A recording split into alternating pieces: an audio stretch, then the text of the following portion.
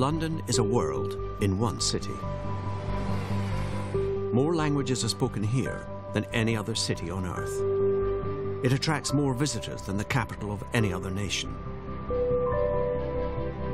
It's the UK's financial powerhouse with a global reach.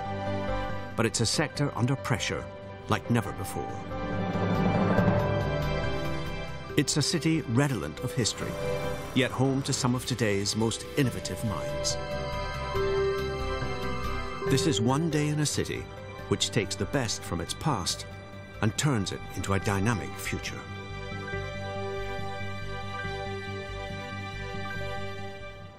It's 8 a.m. and the markets are now open at the London Stock Exchange. This high-tech world sits at the heart of the global financial community. Markets around the world light up as they open.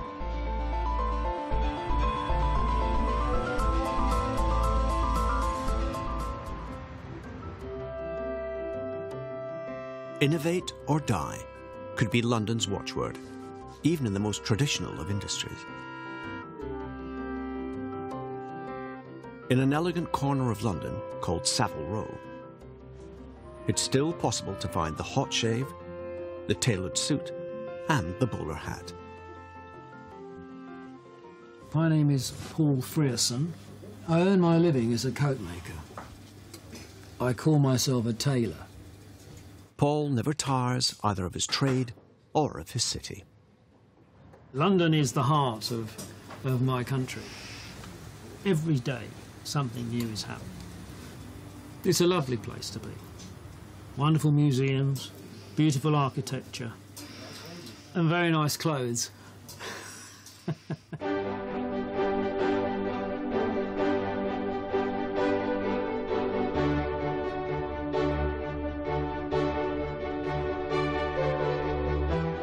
Travel to SW19, one of the most famous postcodes on the planet, and you will find an event that places London centre stage year after year.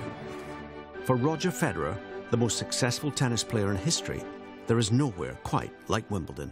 The history we have here, the surface. Back in the day, you used to have 3 Grand Slams that were on grass. Now this is the only one that still remains to be on grass, so that makes it very unique and very special to play for all the players. It is a wonderful place to come to. Over 25 million people visit London every year. It's the world's most visited city. It's no surprise that London's public transport system is one of the busiest and largest in Europe. And one vehicle, above all, has become the international symbol of London, the red double-decker bus. The classic 1950s double-decker, the Routemaster, with its conductor and its hop-on, hop-off platform, was taken out of service in 2005. So for the first time in 50 years, a new design has been commissioned. My name is Thomas Heatherwick. I'm a designer and you're in the workshop of Heatherwick Studio. Many people come to London specifically to see the Houses of Parliament, go across Westminster Bridge and to go on a red double-decker bus. And so we had the role as a studio to think about how a bus could be for this city. There were many things that we realised we could improve. $18 million later, the new Routemaster is on the streets. It's 3 meters longer than the original and has 3 doors and 2 staircases, making it easier for passengers to board. With its hybrid engine, it's also quieter than other buses, and the passengers love it too. It's a successful balance of innovation and tradition. It's 6 p.m, and London's next generation of style superstars are preparing for the graduate show.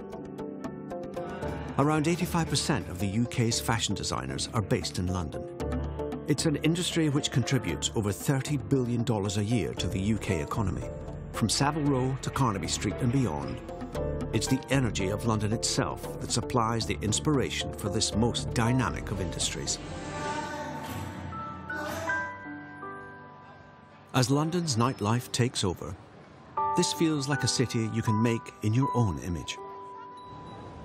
It makes the most of its traditions, but constantly looks to its future. This has been One Day in London.